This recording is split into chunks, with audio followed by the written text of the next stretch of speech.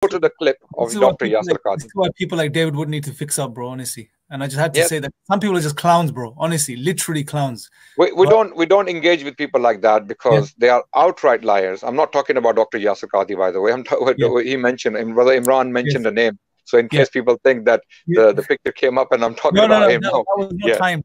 Dr. Yasir Qadhi, I think he should have been more clear on this issue. He confused a lot of people with some vague statements he made. Either he should not have indulged in this topic in this particular interview. If he chose to indulge, then he should have gone into more details, clarifying the muhkamat. The muhkamat means established matters, what we talked about in this particular live stream. We talked about established matters in this live stream, right? We talked about them. What is established? Why are Christian missionaries going on a victory parade? Let's see what Yasir Qadhi said and what he was talking about. Okay, 1 second. The crisis was very simple. Traditional understandings of ahruf al-qira'at cannot answer some of these pressing questions that are now being poked by our people outside of, by our academics, not our, by their academics outside of the faith tradition. Pause, please. Yep, done. Here, Dr. Yasir Qadhi is saying that the traditional narrative about ahruf and their relationship to the qira'at. Ahruf, those 7 modes of the Quran that were read, in the fluid form before the Uthmanic standardization, their reality, those modes and their reality, and how it affects the later reading of the Quran. He's not talking about the physical copies of the Quran. Let me repeat that. Dr. Yasir Qadhi is not talking about the physical copies of the Quran from the 1st century. He's talking about the reading. He's talking about the relationship of the actual reality of those 7 modes of the Quran, how they were read then, and how the Quran was read post-Uthmanic recension, and their relationship. This is what he's talking about, that Western academics are raising questions about it, and they're not getting answers, Just because they're not getting answers does not mean the Quran is not preserved. The Quran is preserved. As we showed you the text, the physical copy from the life of the Prophet and his companions.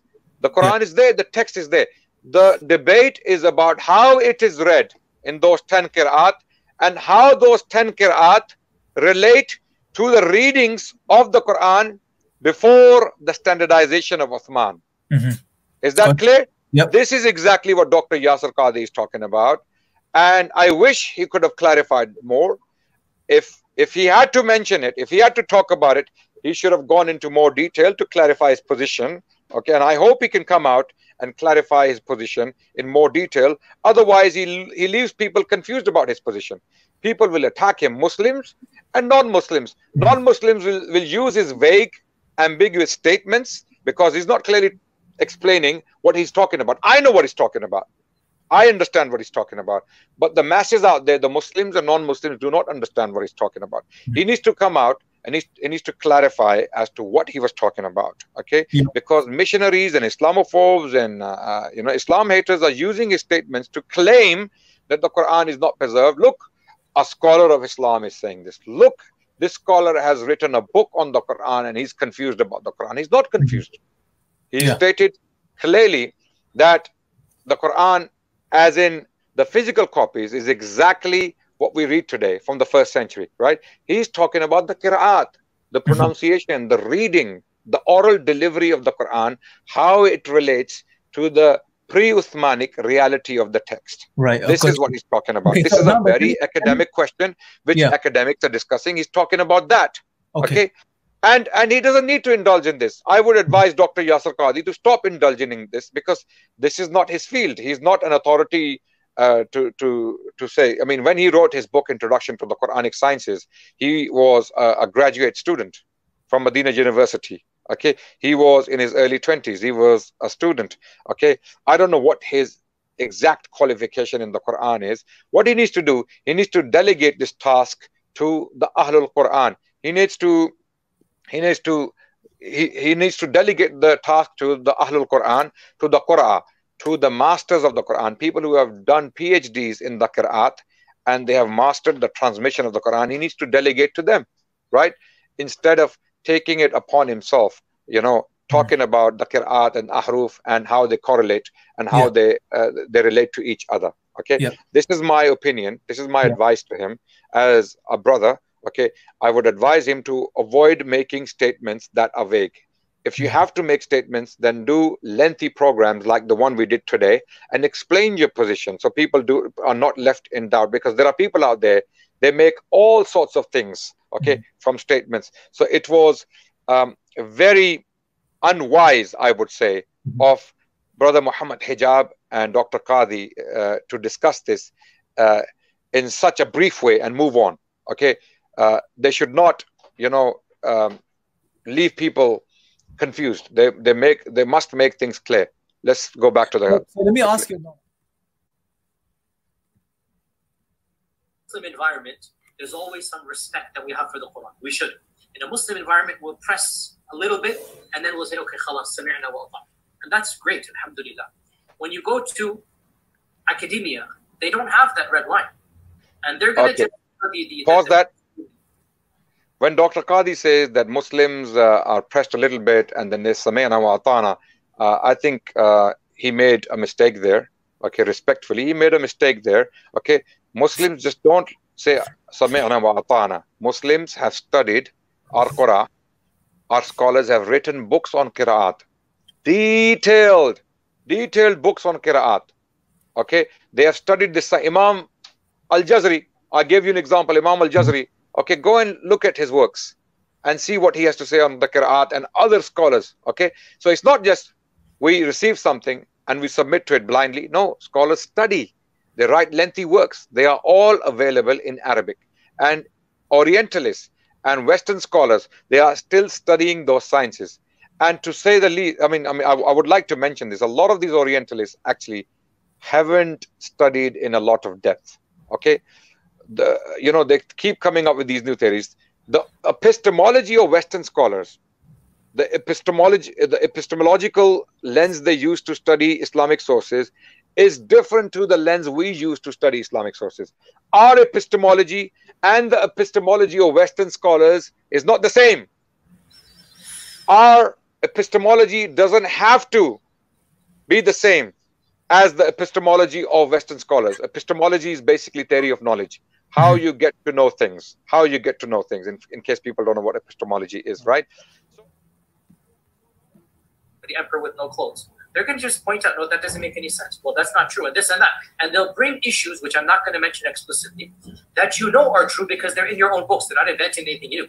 They'll bring you riwayat, and they'll bring you athar, and then you add to that very well-known issues of, I don't even want to be explicit. Then you bring on top of that makhtutat, and then. And it's very clear to you every single... Dr. Qadhi, if you don't want to be explicit, don't talk about this. If you talk about these things, Dr. Qadhi keeps saying that I don't want to be explicit. I don't want to be explicit. If you don't want to be explicit, don't talk about these matters, because you're confusing people out there. People don't know what you're talking about. I know what you're talking about. Okay, but people don't know. The awam, the masses, don't know what you're talking about. So my request from Dr. Yasir Qadhi is that he needs to come out and needs to clarify more in detail as to what he was talking about exactly for the people to understand, right? And we have done this 2 hours video explaining what we are talking about, and we have done our best to be as clear, as crystal clear as possible about the preservation of the Quran. That's how you need to come out and explain. Okay, there's no point of saying that there are reports there are reports. We know exactly what's there. We know exactly what's there, and we know how our scholars have explained all these reports. Okay, just because Western scholars cannot get their heads around these reports, and just because they cannot accept certain reports, okay, Western scholars, they work in a very funny way. What we deem authentic, they will say, no, it doesn't seem authentic. They will leave it. And then they will apply their own self-concocted criteria on Islamic sources, and they will bring something inauthentic from Islamic sources, and they will say, this seems to be authentic, and we will go by that. This is how Western academics work. They don't go by our epistemology. They don't follow our boundaries, our limits. of authenticity and inauthenticity of hadith or reports. They concoct their own ideas, their own standards, and they go by their own standards. Now, just because they do that, do we have to agree with them? No. We tell them we don't accept your standards, especially when they clash directly with our solid epistemology, Islamic epistemology. It's Islamic theory of the preservation of the Quran and the hadith. And now, thankfully, as we have read the quotes, a lot of them are coming out and they're confirming the veracity of the Quran and the veracity of the hadith literature. So Yasir Qadhi, Dr. Yasir Qadhi, respectfully, he is, I think, you know, he needs to come out and clarify more as to what he was talking about when he talks about Western scholarship. Okay. So Adnan, just to make you aware, we're closing in on we're over 2 hours now. So inshallah, yeah, we're gonna finish. We're gonna finish very soon. That's fine. I just wanted to point just to remind you, inshallah. But take your time. Yeah. Very advanced student and specialist, that the standard narrative has holes in it. That's what I'm going to say. The standard narrative does not answer some very pressing questions. These are now within the Western. Here, Dr. Yasir Qadhi is talking about Western academics saying that the standard narrative, okay, on the relationship between ahruf and the qira'at has holes in it. Okay. He's talking about Western scholarship. He's not talking about Muslim scholars. We have enough information to understand and to know what the Quran is. We have enough information on the qira'at and their transmission. We have enough information to know that ahruf were variations before the standardization of Uthman. Ahruf, there were variant readings of the Quran. There were different modes of the reading of the Quran before the Uthmanic standardization. Okay, and then Uthman standardized the text into the Qurayshi dialect for the future generations to read it. Okay, we have enough information to know that. So what Dr. Yasir Qadhi is talking about, as I understand him, I hope I understand him correctly, that he's saying, Western scholars are saying, there are holes in the standard Islamic narrative about, you know, the relationship between ahruf and the qira'at. Okay, but guess what? Is this new? We have ulama, Islamic scholars, who have over 30 opinions about the nature of ahruf. The Muslim scholars are telling you that there is so much difference of opinion about the exact nature of the ahruf. Why do we need Western scholars to tell us this? And why do we need to be even worried about that? Yeah. Why do we, just because Western scholars are saying that we do not have enough information about the ahruf, okay, so what? Do we have the physical copies of the Quran from Uthman's time, from the time of the Prophet ﷺ? The answer is yes. We have the exact physical copies of the Quran from the life of the Prophet, from the life of Uthman, from the life of the other companions of the Prophet. We have physical copies we can look at, we can read, we can do a comparison between this copy and those copies, and it's exactly the same. So how does it have any bearing on the text of the Quran? What he's talking about is the nature of ahruf. What ahruf were actually like. Okay, just because ahruf were not preserved, okay, or ahruf were basically the text of the Quran was brought down to the Qurayshi dialect. Okay, the nature of the pre-Uthmanic text, you know, scholars have many opinions about it, as I stated early. Some say it were spellings, some say it was about the order of the you know, the words in verses, not the order of verses, the words within a particular verse, the order of words in a particular verse. For example, the variations are about plural and singular. The variations are about feminine and masculine wording. Okay, so these are slight variations to make the text convenient for the Arab tribes and their dialects. Okay, they were there. Okay, the exact nature of these variations, scholars differ. Yeah, scholars of Islam differ. So if the Western scholars are calling them holes in our narrative, let them call it holes. Just because there were variations, God revealed variations. Let me clarify. Let me state this very, very clearly, categorically. We will, inshallah, use this video once and for all to deal with these matters. God revealed variations in the pre-Uthmanic text. Allah revealed the variations. Allah revealed the ahruf. Allah revealed 7 different modes and styles of reading the Quran to accommodate the different styles of the Arabs, the different styles of speaking, the different speech in the Arabic language of the Arabs. To accommodate that, Allah revealed 7 different modes to the Prophet.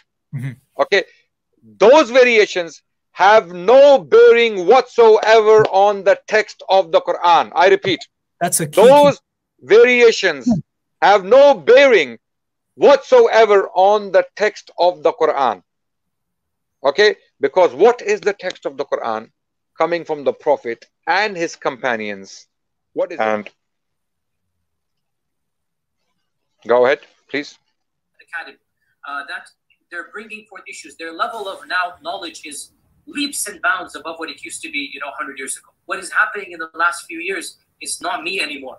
It's the Western academics. These problems are now becoming mainstream. And by and large, our ulama in the Eastern world are not aware, by and large, of what's going on in the Western side of things. And they're not... Okay, pause there, please. Dr. Yasir Qadhi is simply, I'm not going to say he's confused, he's a learned man. And I wish he was challenged on this by Muhammad Hijab. Okay, when he says our scholarship is unaware, I don't know what he's talking about. Wallahi, there are chunky volumes written on Qira'at. And Western scholars are miskeens. They are relying upon information that comes from our scholars. Where are Western scholars getting information from? Are they digging? Do they have these Indiana Jones hats on? And they go to the Middle East and they start digging in the mountains and the caves and they're finding new texts and new books and they're basing their theories on those. Oh, all what is coming from Western scholars is based upon entirely from our scholars, from the Arabic works written by our scholars in the classical period and in the modern period. I don't know what Dr. Yasir Qadhi is talking about, that our scholars are not aware of these problems. They are aware of every single problem, if you want to call it a problem. Okay, the questions Western or Orientalists are raising about the exact nature of, for example, the ahruf, okay, are not new questions. They are known to the scholars of Islam. They are the ones who transmitted these questions and these opinions, right? As I said, they have no bearing on the text of the Quran, the physical text, the morphology, the consonantal ductus, the consonantal skeleton of the words of the Quran, as we saw on the screen. Okay, let's go. Let's go. That was the end of the video.